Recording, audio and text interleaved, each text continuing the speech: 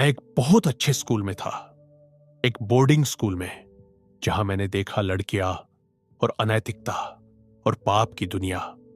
मेरे पास हर मौका था, हां, हर मौका, पाप करने का, अनुचित काम करने का, वो सब करने का जो आज के नौजवान कर रहे हैं। इसलिए हे नौजवानों, ये मत सोचो कि तुम्हारा समय बहुत कठिन है। हर पीढ़ी में अपने अनैतिक समय रहे हैं। हर दौर में पाप का झुर रहा है। मैंने चुना कि मैं नहीं गिरूंगा। यह एक निर्णय था। मैंने कहा, जैसा तेरे वचन कहते हैं प्रभु, मेरा शरीर तेरे मंदिर के समान है, मैं इसे पवित्र रखूंगा। अब देखो, आज मैं केप टाउन में सफल क्यों हूं? क्योंकि मैंने पवित्रता और आत्म संयम को अपनाया है। और अब देखो, चर्च बढ़ रहा है, लोग आ रहे हैं, आत्माएं बदल रही है। कभी किसी ने नहीं कहा पास्टर ने अनुचित व्यवहार किया। क्यों? क्योंकि एक आदमी प्रभु की सेवा कर रहा है, पवित्रता में, सच्चाई में, ईमानदारी में। लेकिन सुनो, जो तुम्हारे पास नहीं है तुम दे नहीं सकते। हाँ, जो तुम्हारे अंदर नहीं है तुम बांट नहीं सकते। हमने यहां कई युवा लड़कियों को बढ़ते देखा है। किसी ने नहीं कहा। पास्टर जॉन ने सीमा लांघी, क्योंकि आदमी मेहनती है, परमेश्वर की सेवा में है और पवित्रता को उसने अपनी आदत बना लिया है। इसलिए अब परमेश्वर कहता है, मैं इस आदमी पर भरोसा कर सकता हूं, मैं उसे बड़ी जिम्मेदारी दे सकता हूं, क्योंकि मैं उसके नाम को लज्जित नहीं करूंगा। क्या तुम सुन रहे हो? यह सुनना, उसने अनुचित काम किया। क्या अपमान की बात है? What a disgrace. जब मैं जवान था मैंने कहा नहीं,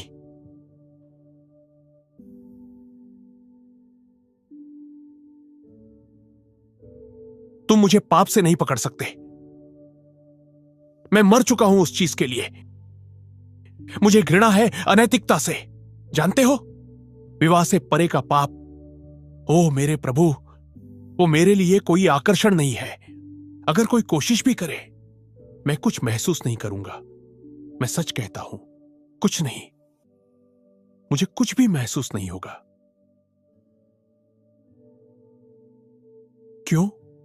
क्योंकि जब तुम यीशु से इतना प्रेम करने लगते हो, तो जो चीजें दुनिया को सुख लगती हैं, वो तुम्हारे लिए बहुत दर्द बन जाती है। दुनिया के सुख तुम्हें अब आकर्षित नहीं करते, क्योंकि तुम्हारा मन, तुम्हारी आत्मा, तुम्हारी भावनाएं सब यीशु ने जीत ली है। यीशु ने तुम्हारी इच्छाओं को, तुम्हारी भावनाओं को, तुम्हारी आत्मा को पकड़ लिया है। और अब यह दुनिया तुम्हें लुभा नहीं सकती। मैं तुम्हें दोष नहीं दे रहा, मैं तुम्हें प्रेरित कर रहा हूं कि आज से, इसी क्षण से एक निर्णय लो अपने मन में। मैं कुछ भी नहीं करूंगा जो मेरे जीवन को कलंकित करे। मैं कुछ भी नहीं करूंगा जो मेरे मन शरीर को गंदा करे। मैंने अपने स्कूल में अपने साथियों को देखा। हां, मैंने देखा कि वो अनुचित कार्य कर रहे थे। मैंने देखा अपनी आंखों से। मुझे आज भी याद है, बहुत साल पहले की बात है। एक लड़की थी, पास्टर की बेटी। मुझे पता ही नहीं था कि वो पास्टर की बेटी है, क्योंकि जैसा बाइबल कहती है, पवित्र के लिए सब कुछ पवित्र होता है। सुनो, अगर तुम यहां बैठे हो और मुझे किसी गलत नजर से देख रहे हो, मैं तुम्हें जान भी नहीं पाऊंगा, क्योंकि मुझे पता ही नहीं चलता। मैं देखता ही नहीं, मैं नोटिस ही नहीं करता। अगर कोई मुझे इस नजर से देखता है कि वो मुझे नोटिस करे, मैं सच कहता हूं, मुझे पता ही नहीं चलेगा, क्योंकि मैं तुम्हें उस नजर से देखता ही नहीं। मेरा मन, मेरा ध्यान प्रभु में डूबा है। तो हुआ क्या? मुझे क्या पता था कि वो लड़की मेरे प्रति आकर्षित थी? मुझे कुछ भी नहीं मालूम था, बिल्कुल नहीं। फिर एक रात की बात है, मैं खाना गर्म करने गया। फिर एक रात की बात है, मैं खाना गर्म करने गया। उन दिनों फ्रीज नहीं हुआ करते थे। हम रात को खाना गर्म करते थे ताकि सुबह फिर इस्तेमाल कर सकें। तो मैं गया, बर्तन चढ़ाया, सूप गर्म कर रहा था। अचानक पीछे से किसी ने मुझे पकड़ा। मैं मुड़ा और देखा, ओह, पास्टर की बेटी। मैं बोला, उसने मुझे पीछे से पकड़ लिया था। साल था शायद 1996 या 1997। बहुत साल पहले की बात है। सुनो जवानों, उसी पल मुझे समझ आ गया, अगर मैं एक कदम भी गलत उठा लूं तो मेरा भविष्य खत्म हो जाएगा। युवाओं, अगर तुम सच में सफल होना चाहते हो, कभी किसी को अपनी पवित्रता से खेलने मत दो, कभी किसी को अपनी आत्मा को गंदा करने मत दो। यूसुफ की तरह बनो। हां, वही यूसुफ जिसने अपने मालिक की पत्नी से कहा, नहीं, वो दास था और वो औरत एक रानी थी, सुंदर थी, राजघराने की थी, लेकिन यूसुफ ने अपनी आत्मा को बचा लिया। क्या आज तुम्हारे अंदर वो आत्म संयम है? क्या तुम में वो साहस है ना कहने का? आज कितने नौजवान हैं जो अपने मालिक के घर में काम करते हैं, लेकिन जब मालिक बाहर जाता है तो वो गलत काम करते हैं। तुमने अपना भाग्य बेच दिया है, तुमने अपनी मंजिल बर्बाद कर दी है। मैं तुमसे कहता हूं, ऐसे लोग कभी सफल नहीं होंगे, कभी नहीं। मैं गवाही देता हूं, अगर तुमने अपनी पवित्र चाल खो दी तो तुम्हारा भविष्य चला गया। जो अपने जीवन को अपवित्र करता है वो अपने ही भाग्य को मिटा देता है। सुनो, याकूब ने अपने बेटे से कहा, तू मेरा पहलौठा बेटा है, ये बाइबल में लिखा है, लेकिन तूने मेरी पत्नी के साथ सोया, इसलिए तू सफल नहीं होगा। उसने दूसरे बेटे को आशीष दी, तीसरे को भी आशीष दी, पर पहले से कहा, तूने मेरे बिस्तर को अपवित्र किया, तूने मेरी पत्नी की नग्नता देखी, इसलिए तू उन्नति नहीं करेगा। जागो, तुम्हें क्षमा मिल सकती है, हां, उधार तुम्हें मिल सकता है, पर परिणाम हमेशा रहेंगे।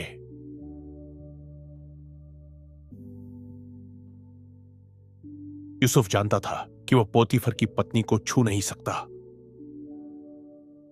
वो जानता था, हां, वो जानता था कि अगर उसने उसे छू लिया तो उसका जीवन खत्म हो जाएगा, और उसने कहा, मैं मूर्ख नहीं बनूंगा। सुनो, मैं तुम्हें बताता हूं, तुम्हारा न्याय उन लोगों से भी सख्त होगा जिनके पास बाइबल नहीं थी, क्योंकि तुम जानते हो, तुमने बाइबल पढ़ी है, तुमने देखा है कि क्या हुआ जब लोगों ने पाप किया, और फिर भी अगर तुम वही कर रहे हो तो तुम्हारा न्याय और भी कठोर होगा। यूसुफ भी एक जवान आदमी था, हां, उसके अंदर भी वही भावनाएं थीं। वो भी एक पुरुष था जिसमें वीर्य था, इच्छाएं थीं। वो भी चाहता था कि एक दिन वो सब अनुभव करे, पर उसने क्या किया? उसने अपनी इच्छाओं से ऊपर परमेश्वर को रखा, उसने अपने शरीर से ऊपर अनुशासन को रखा, उसने अपने सुख से ऊपर परमेश्वर के भय को रखा। यूसुफ ने कहा, मैं नहीं दूंगा अपने आप को किसी को भी, मैं अपने भविष्य को पाप में नहीं बेचूंगा। क्या तुम उस मुकाम पर पहुंच सकते हो जहां तुम कहो, मैं अपना शरीर नहीं दूंगा, मैं अपनी आत्मा नहीं दूंगा, मैं अपनी पवित्रता नहीं खोऊंगा? शायद तुमने अतीत में गलतियां की है, पर आज से यीशु के आने तक पवित्र रहो। क्या हम बन सकते यूसुफ के जैसे? क्योंकि जब वो लड़की मेरे पीछे आई, मुझे उसी क्षण समझ आ गया, या तो मैं अपने भाग्य को बचाऊंगा या उसे पूरी तरह नष्ट कर दूंगा। क्योंकि अगर मैं उस समय 1996 या 1997 में पाप करना शुरू कर देता तो मेरे अंदर एक बीज बो दिया जाता। वो बीज पाप का होता, वासना का होता। वो लड़की पहली होती, फिर दूसरी आती, फिर तीसरी, और फिर ये पाप चलता ही रहता। मैं किसी और को गर्भवती कर देता, और फिर मैं अपनी पत्नी से कभी नहीं मिलता। हां, मैं अपनी पत्नी को खो देता। कितनों ने अपनी सच्ची पत्नी खो दी है?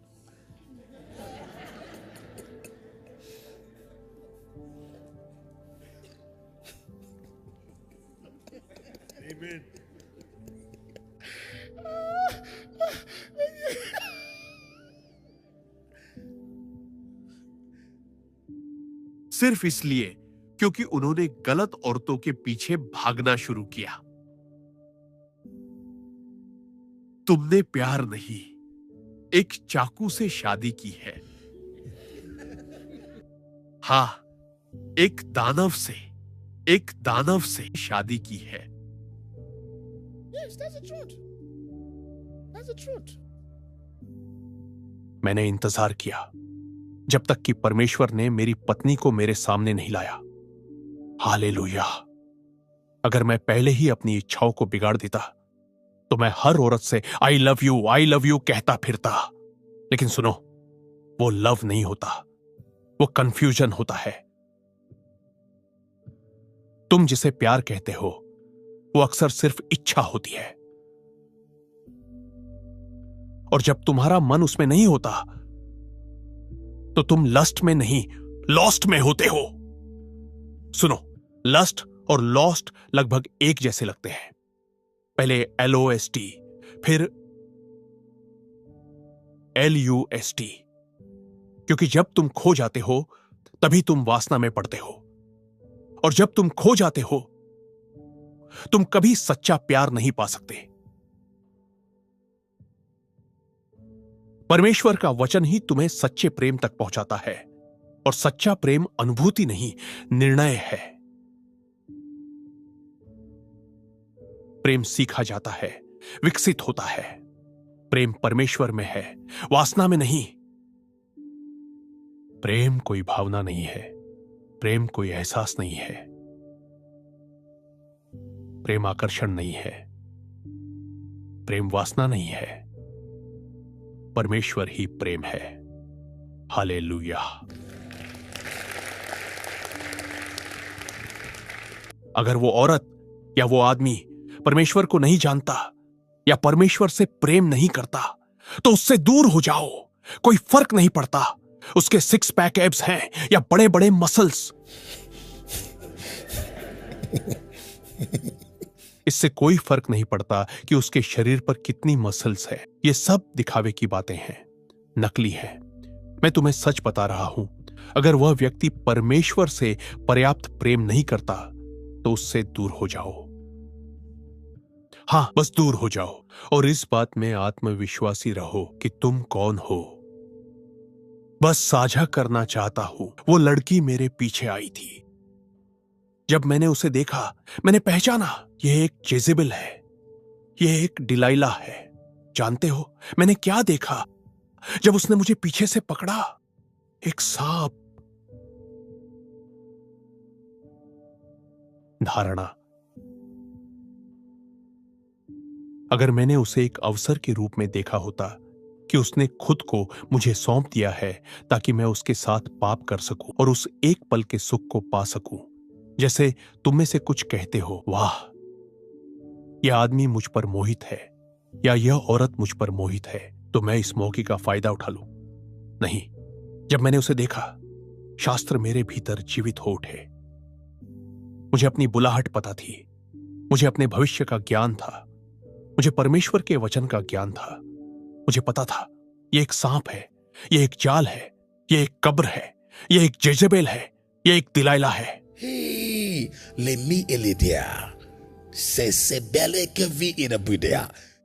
जानते हो मैंने क्या किया? मैं मुड़ा और मैंने उसे सिर्फ धक्का नहीं दिया, मैं भाग गया।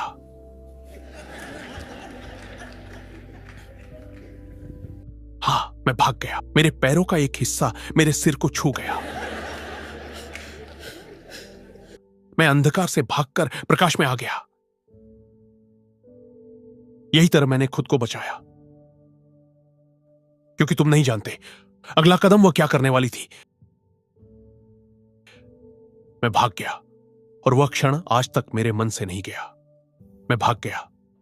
बाइबल कहती है भागो, कहीं नहीं लिखा इसके बारे में बात करो। वो नहीं कहती रुको और समझाओ। जब कोई औरत तुम्हें फंसाने की कोशिश करे और तुम कहते हो रुको, रुक जाओ अब, तो यह मूर्खता है, तुम गिर जाओगे। जब कोई पुरुष तुम्हारे ऊपर आता है और तुम कहती हो रुको, उसे थप्पड़ दो, और तुम कहती हो रुको, वह रुकना नहीं चाहता, कराटे का इस्तेमाल करो।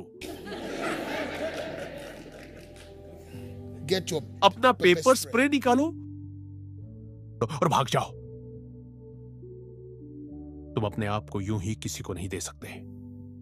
क्या कोई मुझे सुन रहा है? यह बहुत महंगा है। पाप क्या है? महंगा है। यह एक आत्मिक बंधन है। जितना तुम सोच सकते हो उससे भी गहरा।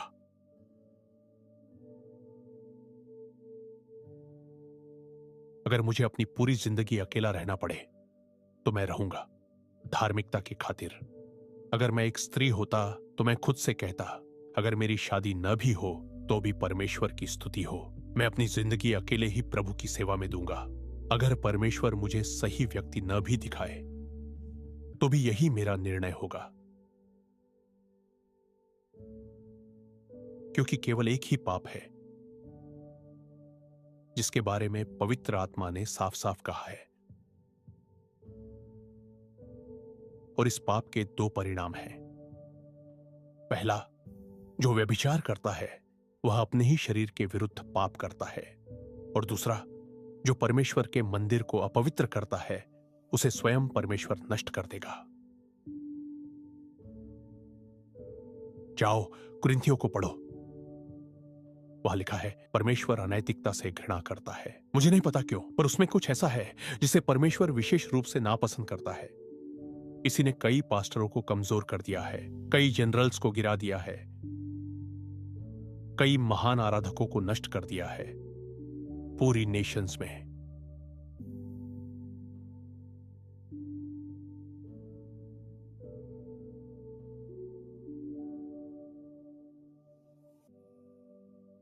फिर पौलुस ने लिखा, यौन अनैतिकता से दूर रहो। फिर उसने दोबारा लिखा, यौन अनैतिकता से भागो। उसने अपने सेवक, अपने पुत्र तिमुथियुस को चेताया, अनैतिकता से भागो। उसने कहा, दूर रहो। फिर कहा, भागो। फिर लिखा, यौन अनैतिकता से भागो, युवावस्था की वासनाओं से भागो। उसने कहा, भागो, क्योंकि अगर तुमने अपनी जवानी को सुरक्षित नहीं रखा तो तुम्हारा बड़ा होने का समय सुरक्षित नहीं रहेगा, वह सुनिश्चित नहीं रहेगा। मैं फिर कहता हूं, सुनो जवानों, अगर तुम अभी अपनी युवावस्था को बिगाड़ लोगे तो अपने बड़े जीवन के बारे में भूल जाओ। अनीति तुम्हारी आत्मा को कमजोर कर देती है। हां, यह वही एक पाप है जो सीधे तुम्हारी आत्मा पर वार करता है। बाइबल कहती है, हर पाप जो हम करते हैं वो शरीर के बिना होता है। पौलुस ने कहा, जो व्यक्ति व्यभिचार करता है वो अपने ही शरीर के साथ पाप करता है। सोचो जरा, कोई दूसरा पाप ऐसा नहीं है जिसमें शरीर शामिल हो, लेकिन जब तुम व्यभिचार करते हो तो वो पाप तुम्हारे शरीर को इस्तेमाल करता है, वो शरीर पर हमला करता है, वो शरीर को चोट पहुंचाता है, वो शरीर को मार डालता है, वो शरीर को रोगी बना देता है। इसलिए ये पाप अपने ही शरीर के खिलाफ पाप है।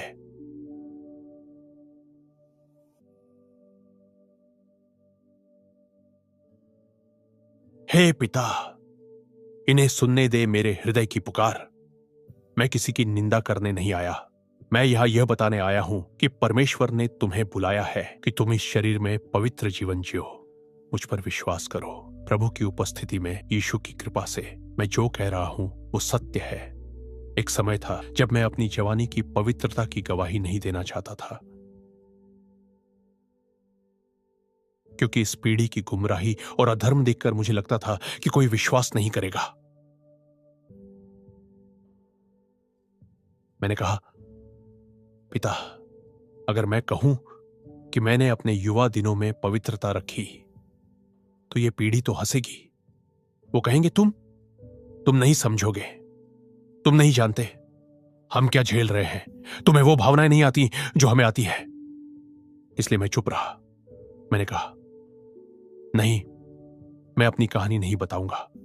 लेकिन एक दिन परमेश्वर ने कहा, नहीं, बताओ, क्योंकि तुम्हारी कहानी अगली पीढ़ी के लिए आशा बनेगी। और तब मुझे समझ आया, अगर मैं पवित्र रह सका, अगर उसने मुझे सामर्थ्य दी कि मैं यह कर सका, तो तुम भी कर सकते हो। हां, तुम कर सकते हो। मैं कहता हूं, तुम कर सकते हो। You can.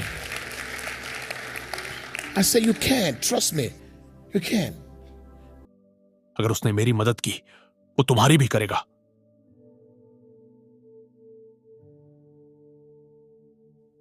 मैं एक जीवित उदाहरण हूं कि कोई व्यक्ति प्रभु के सामने पवित्र और धर्मी जीवन जी सकता है। कोई फर्क नहीं पड़ता कि तुमने कितनी गलतियां की है। तुम अब भी लौट सकते हो, तुम अब भी अपने कदम वापस मोड़ सकते हो। लेकिन ध्यान रखना, कभी कभी हम पश्चाताप में इतने उत्साही हो जाते हैं कि 90 डिग्री से मुड़ने की बजाय पूरा 360 डिग्री घूम जाते हैं और वहीं लौट आते हैं जहां से शुरू किया था। पश्चाताप का अर्थ है संपूर्ण परिवर्तन। 90 से 270 तक का मोड़, यानी एक दिशा से पूरी तरह दूसरी दिशा में। पर जब तुम 360 तक घूम जाते हो तो तुम फिर उसी जगह पहुंच जाते हो जहां पाप था। परमेश्वर चाहता है कि तुम सच्चे हृदय से लौटो, सत्य और आत्मा में उसकी सेवा करो, अपनी जिंदगी को एक उदाहरण बनाओ, अपने समाज में एक मिसाल बनो, युवा पीढ़ी के लिए एक प्रेरणा बनो, यीशु की तरह बनो, अपने आचरण में, अपने व्यवहार में, अपनी दृष्टि में। हाँ, पवित्र बनो, दृढ़ बनो, अडिग बनो, क्योंकि दुनिया को तुम्हारे जैसे लोगों की जरूरत है जो पवित्रता में जीना जानते हैं। अगर यह संदेश आपको आशीष दे रहा है तो इसे शेयर करें, क्योंकि परमेश्वर का वचन जीवन बदलता है। और याद रखो, सब कुछ, सब सामर्थ, सब महिमा यीशु ही की हो। आमीन।